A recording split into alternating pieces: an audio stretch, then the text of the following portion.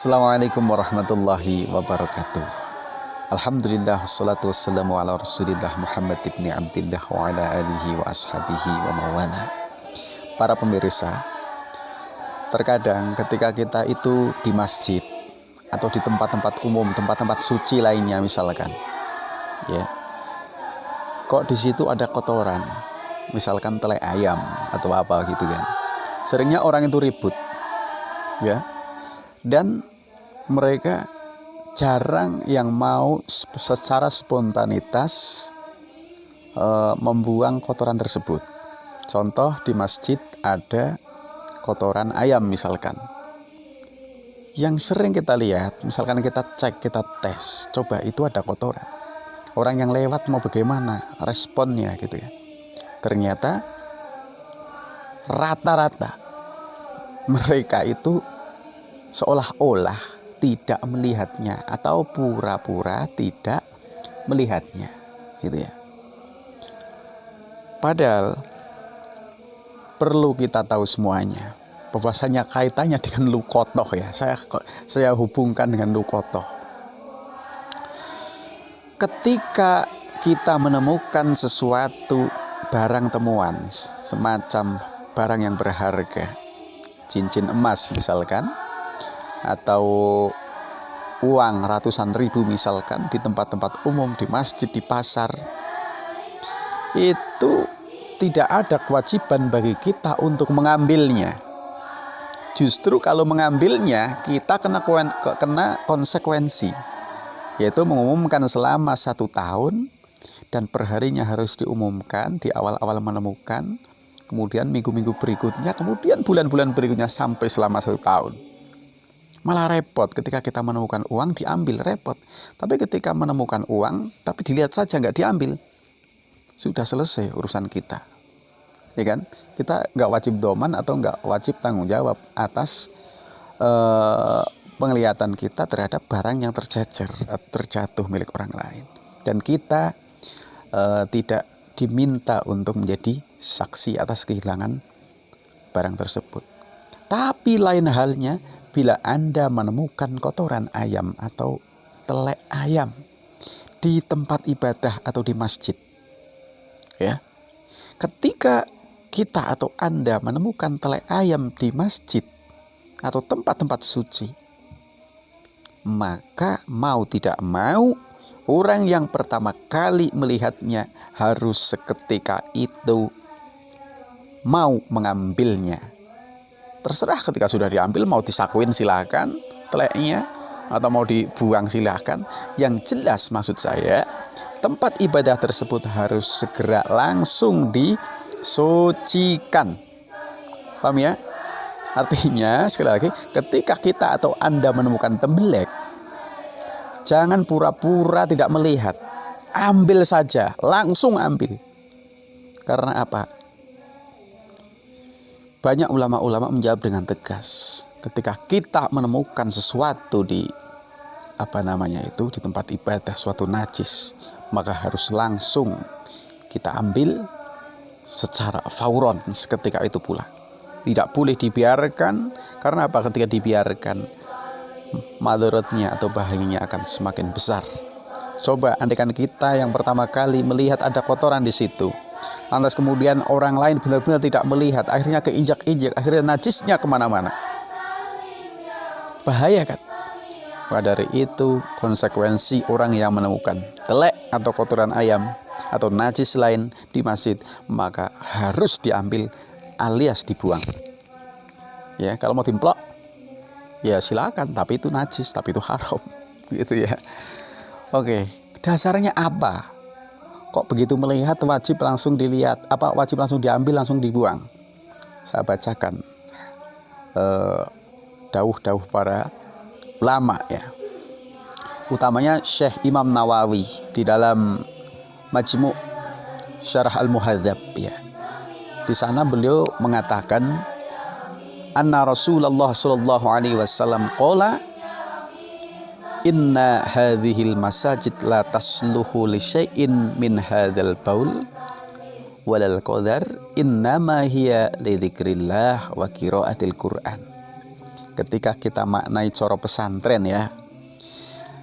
Anna Rasulullah sallallahu alaihi wasallam teman setuhune Rasulullah sallallahu alaihi wasallam qala ngandika sinten Rasulullah, inna hadhil masajida teman setuhune ikilah piro-piro masjid, la tasluhu iku ora patut ora pantes apa hadhil masajid li syai'in kaduwe suwiji-wiji min hadal bauli saking ikilah uyuh walal qadari lan kotoran atau najis. Innama hiya aing bestine hadhil masajid iku li dzikrillahi krono kanggo zikir menyang Gusti Allah wa qiraatil Qur'ani lan maca Al-Qur'an. Sahabatku, Rasulullah sallallahu alaihi wasallam pernah bersabda bahwasanya beliau mengatakan sesungguhnya masjid ini tidak pantas untuk sesuatu apapun dari pipis maupun najis. Karena sesungguhnya masjid itu untuk berzikir kepada Allah dan membaca Al-Qur'an. Maka dari itu begitu Anda melihat kotoran itu ambillah ya. Buang, bersihkan, sucikan. Jangan menunggu marbot masjidnya. Jangan menunggu tukang bersih-bersih masjidnya. Ya, sekalipun Anda menumpang sholat, kok melihat kotoran di situ. Sebagai timbal balik Anda sudah diberi kesempatan untuk bisa beribadah di situ. Ya buanglah, diambil, diangkat, disucikan. Tidak masalah, tambah pahala. Pahala tambahan, tambahan gitu ya. Yang lebih jelas lagi jawaban seorang pakar fikih yaitu Syekh Ibnu Hajar Al-Haytami ya. Ibnu Hajar itu ada dua, ada Ibnu Hajar Al-Haytami, ada Ibnu Hajar Al-Asqalani. Kalau Al-Haytami itu di bidang fikih, kalau Al-Asqalani itu di bidang hadis ya. Kalau Al-Haytami itu di bidang fikih, kalau Al-Asqalani, Ibnu Hajar Al-Asqalani itu di bidang hadis. Begini teksnya, wasu ilalan tentakoni radhiyallahu anhu di dalam kitab Fatawa Al-Kubra nggih. Aman saking wong alima kang ngerti sapa man binajasatin kelawan pira-pira najis bi masjidin ing dalam masjid, hal yalzamu ana ta wajib hu ing man apa iklamun nasi ngumumaken ing menungso biha kelawan najasah au bi mahalliha atau kelawan panggonane najasah. Fa ajaba mongkon jawab sapa Ibnu Hajar Al-Haytami bikaulihi kelawan dawe Ibnu Hajar Al-Haytami, man utawi sapane wong alim maka ngerti sapa man binajasatin kelawan pira-pira najis fil masjidi ing dalam masjid, lazima mongko wajib hu ing man apa isalatuha ngilangi najasah, ngilangi pira-pira najis fauron seketika itu juga. Fauron kelawan saknalika.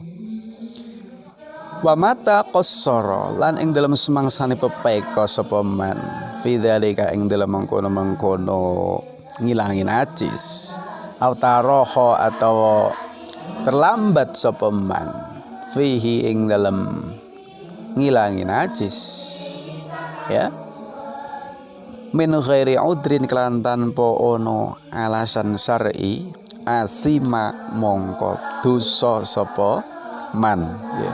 Kurang lebih maknanya seperti itu. Jadi kalau kita terjemahkan, Syekh Ibnu Hajar Al-Haytami ditanya ya, bagaimana bila ada orang yang mengetahui di masjid ada suatu najis, apakah dia itu mengumumkan kepada orang banyak ataupun memberikan tempatnya najis di situ, atau dikasih tahu dikeluwengi pakai kapur, tidak dibuang tapi cuma dikeluwengi pakai kapur. Ayo, yang biasa begitu siapa?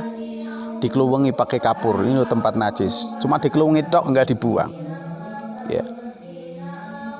Maka Syekh Ibnu Hajar Al-Haytami itu menjawab, man alima binajasatin fil masjid lazimahu izalatuha fauron. Barang siapa yang menemukan atau melihat ada kotoran di masjid, maka dia wajib menghilangkan seketika itu juga.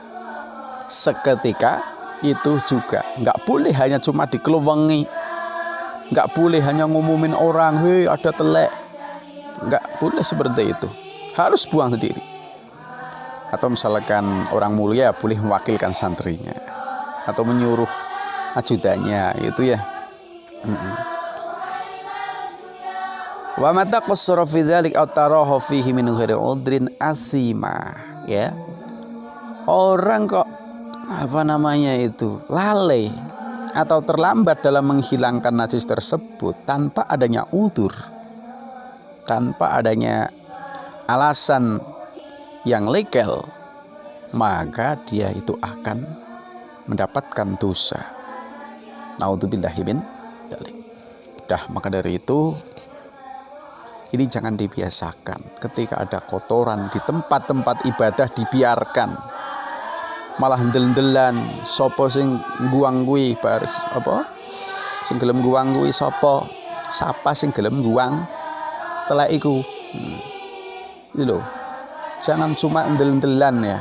Masalahnya selama ini yang saya lihat di mana-mana itu seperti itu. Ini budaya yang keliru dan budaya yang tidak baik. Karena begitu Anda menemukan kotoran ayam di masjid, maka wajib diambil untuk dihilangkan, disucikan tempatnya.